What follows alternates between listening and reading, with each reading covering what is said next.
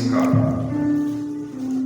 E havendo escapado. Tome seu assento, por favor. Meus amados irmãos, Atos capítulo de número 28 relata-nos acerca de um período muito difícil na vida do apóstolo Paulo. O apóstolo Paulo, eu creio que nessa noite ele deva dispensar apresentações.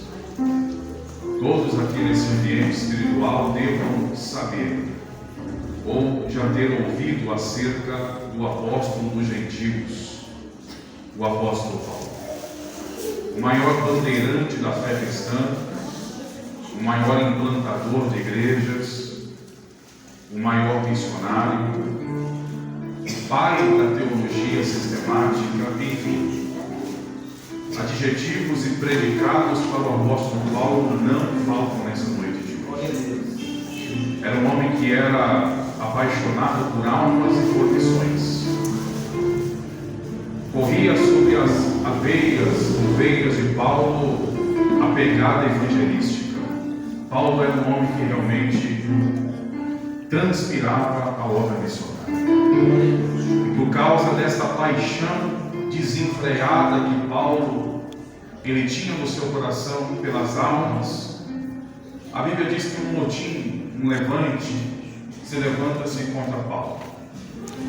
E a Bíblia diz que ele é acusado de algumas coisas e por causa dessas acusações, Paulo ele passa alguns meses preso em Jerusalém. E ele vendo que realmente a sua vida iria perecer pela mão do sinédrio e dos judeus por causa de inveja, a Bíblia diz que Paulo, tendo uma cidadania romana, ele apela para que seja julgado e seja apresentado em Roma perante o imperador. E a Bíblia diz que por providência divina aprouve a Deus atender aquilo que o coração de Paulo tanto almejava. Afinal de contas, a carreira daquele homem ainda não tinha chegado ao fim. Ainda tinha muita coisa para fazer. Ainda tinha muito campo para desbravar. Ainda tinha muita alma para conquistar para o reino de Deus. Paulo é colocado dentro de um barco. E a Bíblia diz que ele ruma até a cidade de Roma. Havia uma programação certa. Havia uma agenda certa. Havia um cronograma certo, tudo preparado. O destino da viagem de Cesareia de Filipos era chegar até a cidade de Roma. Mas a Bíblia diz que algo de improviso acontece no meio do caminho. Algo que não estava no roteiro, algo que não estava no script, algo que não estava na agenda de Paulo acontece no meio do caminho. O que? Um naufrágio. Só que o capítulo 28, verso 1, o escritor chamado Lucas, ele inicia o capítulo dizendo: e havendo escapado. É Lucas querendo dizer: o barco afundou, mas ele sobreviveu. Tinha tudo para morrer afogado, mas sobreviveu. Tinha tudo para ter acabado em tragédia, mas sobreviveu. Tinha tudo para ter acabado em luto, mas sobreviveu. Tinha tudo para acabar em velório, mas sobreviveu. Tinha tudo para estar agora dentro de um caixão, mas sobreviveu. Tinha tudo para o diabo agora estar dando culto de ação de graça, mas ele sobreviveu.